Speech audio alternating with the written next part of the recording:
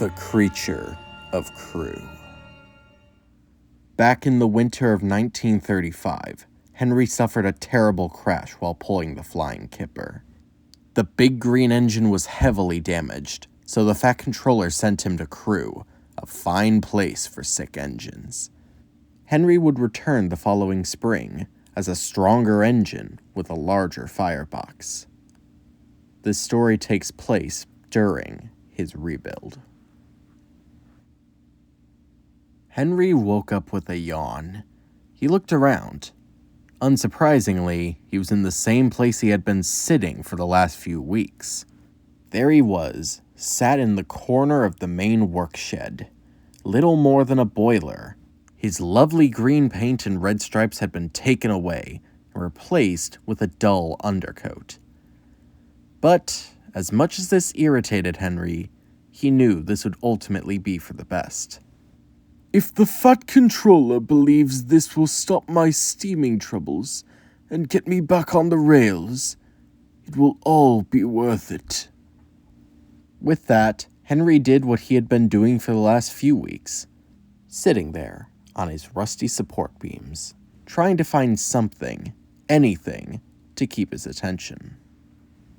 All across the shed, workmen were bustling about with their toolboxes, welding sheets of metal together, tightening bolts, and talking endlessly about events in Europe that would go far over Henry's funnel.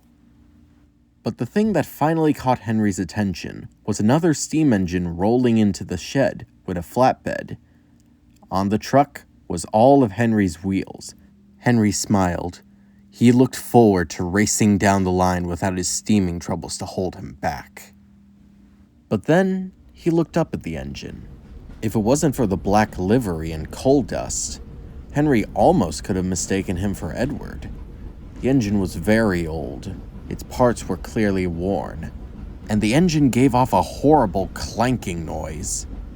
Though that wasn't from the engine moving. As Henry looked closer, it almost looked as if the engine was shivering. Hello there. Are you feeling all right? The engine suddenly jolted backwards. Ah! Don't just... Sorry. I'm fine. The engine very clearly wasn't. His weary old eyes had dilated, and his face was nearly as white as snow. Is something the matter? Not that it's any of your business, but I don't particularly like working here after dark. Really?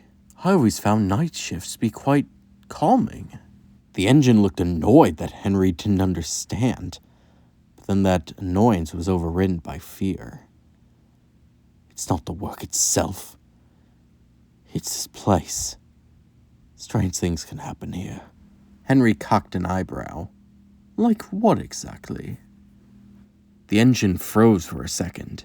His eyes darted around the room, as if he was surveying the perimeter, to make sure no one was listening in on their conversation.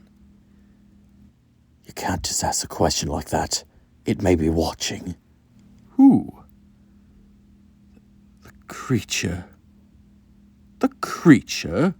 What the devil is that? Well, that's at least what I call it. Different workers have different names for it, but most don't even believe it exists. But I do. I know it does. I've seen what it does. And this is the story the old engine told.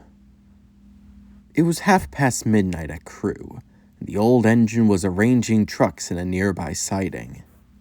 The trucks shunted into each other one by one. Clang, clang, clang. The engine smiled. He always enjoyed shunting. He would arrange his trucks to a rhythm. The trucks appreciated this, so they didn't play any tricks on him. Once more, he bumped into them. Clang, clang, clang. But then he'd heard a different noise. A tap, tap, tapping.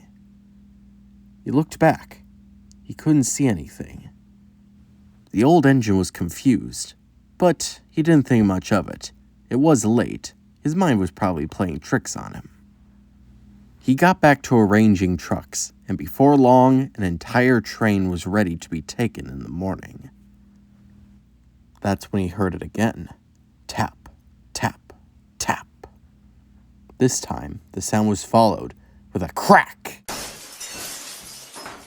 One of the windows at the workshed had been broken wide open. The engine was confused before angrily letting off steam. Damn hoodlums. The old engine had half a mind to race over to the shed, wait for the intruders to leave the building, just so he could have the chance to pellet them with cinders and ashes for their trouble. But that's when they heard a shriek coming from the shed, followed by the sound of metal violently colliding with the ground. The engine and his driver were startled. "Call the police!" The driver did. When the police arrived, they found it wasn't only the window that was broken. Standing on the center line was the remains of an engine. Still recognizable, but it was severely scratched up, as if something was trying to tear it apart. But most shockingly, the poor engine's face had been forcibly ripped from its smoke box, before quickly being discarded and left on the ground. The smoke box door now had 3 distinct claw marks across it. The slashes didn't cut through the metal, it just left a scar, as if this was some sort of calling card. Whoever did this wanted them to see it. As the police took their notes and the designers mourned the death of their engine, the old engine looked around. That's when he saw something out of the corner of his eye. Standing in the window was a black silhouette with 2 large white eyes and 3 distinct claws on its hand. The figure seemed to almost be chuckling as it tapped, tapped, tapped on the window. The old engine was silent for a moment before blurting out, "Driver, look!" But when everyone looked over to see what the engine was referring to, it was gone. The entire situation was written off as a random act of vandalism. They speculated that perhaps it was caused by a disgruntled former employee. But the old engine knew better. This creature, whoever or whatever it was, enjoyed relishing in the pain, suffering, and fear it inflicted.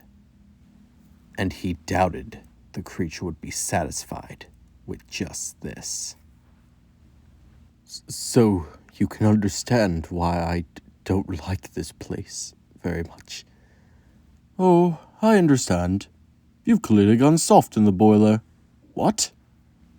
I mean, the workers agreed that it was likely just a burglar, but you jumped to the conclusion it's some shadow monster? You really have lost it. The old engine was shocked. Then its brow furrowed. I'd mind yourself, young'un. I can tell what you are from a mile away. A useless engine that'll stay at the back of the shed. The creature has a sweet tooth for those. But don't worry, I'm sure no one will miss you. Who would care? Without another word, the engine rolled away, leaving Henry all alone once more. There's no chance... No, there's nothing to worry about. And with nothing else to do, Henry simply sat there, observing the shed, before his eyes grew wary, and he slowly drifted off to sleep. The arms on the clock struck midnight. All the workers had gone home, and Henry was left all alone in the shed. He was fast asleep, but not for long. Henry's eyes slowly creeped open, as he could have sworn he could hear something on the other side of the shed, but he couldn't quite make it out. What in the Lord's name? What could that be at this hour? The noise came again, this time being louder and more clear. It went tap, tap, tap. Henry was now puzzled. All the hammers and tools were safely stowed away, and there were no workmen out to collect them. So What could be making that noise? It came once more, this time even louder. Tap, tap, tap. Henry's eyes glanced around the room, trying to find the source of the noise. And unfortunately, he found it. Henry merely glanced at his window for but a moment, but what he saw left him speechless. There was a slim, shadowy figure with 2 pale white eyes and 3 distinct claws, staring right back at him. The creature continued to tap on the window. Tap, tap, tap. The glass began to crack, but the creature didn't stop. He just continued to tap, tap, tap. Clearly, it wanted in. Henry, on the other buffer, wanted nothing more than to leave, but he had no wheels to run with. He wanted to blow his whistle to call for help, but he had no steam to blow it with. The only thing Henry did have to avoid his inevitable fate was his words. Please, leave me alone. I haven't done anything to you. Please, just leave me be. Unfortunately, the shadowy cryptid didn't seem to be listening. It simply continued to tap, tap, tap on the window, cracking it even more. Finally, with one last hard tap on the window, the glass shattered into a million pieces.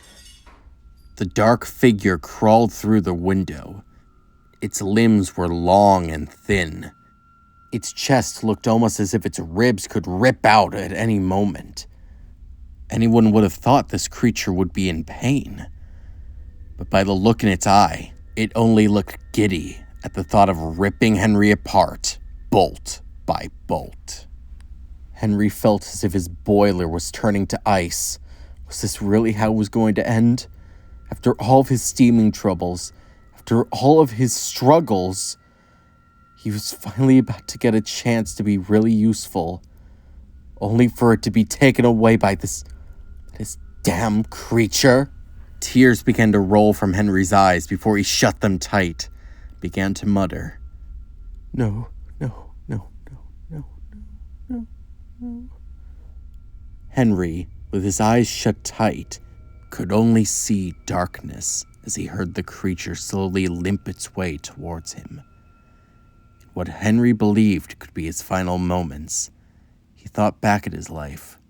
He remembered all the insults. You're too fat. You need exercise. Rubbish, Henry. You don't work hard enough. I can tell what you are from a mile away. A useless engine that'll stay at the back of the shed. You're too expensive, Henry. You've had lots of new parts and a new coat of paint, but it's done no good. I suffer dreadfully, and no one cares. Henry felt himself cry harder. Was this how everyone would remember him when he was gone? Would he be nothing more than a worthless engine? That's when Henry remembered something else. With Welsh coal, Henry would be a different engine. It's expensive, but Henry deserves a fair chance. The Fat Controller. He wanted me to have a fair chance, no matter how expensive it was. Henry thought more. He thought about how Edward showed him compassion even when he was locked in the tunnel. He remembered how astonished Thomas was when he first raced down the line with Welsh coal. And he remembered traveling buffer to buffer with Edward and Gordon back to the sheds after being let out. They all cared. They wanted me to be a really useful engine. Even Thomas and James. They thought if I worked hard, I could be a really useful engine.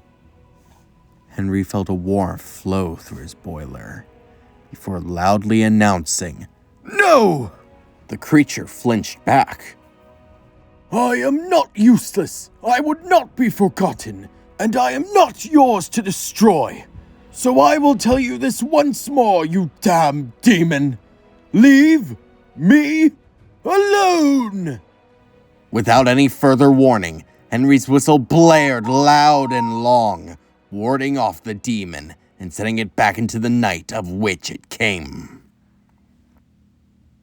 After that, there was an astonishing silence, followed by, "Henry? Henry? Henry! Wake up!" Henry's eyes widened. He looked around. It was the middle of the day? "Blimey, Henry, I've been trying to wake you up for the past 10 minutes. Good blimey, it's about time you wake up. I tried blowing your whistle, calling your name, and even tapping on your frames, but you still wouldn't wake up. Anyway, for whatever reason, the Fat Controller wanted to leave your livery up to you. I don't get what you Sodor engines do. Over here, engines just take whatever paint they get. Ooh, green with red stripes, of course. Right. All right, boys, get to painting." As the men got to work, Henry was left to think. Was there a monster? Was it just a dream? A vision? Henry pondered this question for weeks, but he ultimately came to a decision. It didn't matter if the creature truly existed or not. All that mattered was that he had friends back on Sodor he would be returning to soon, and no creature could take that away from him.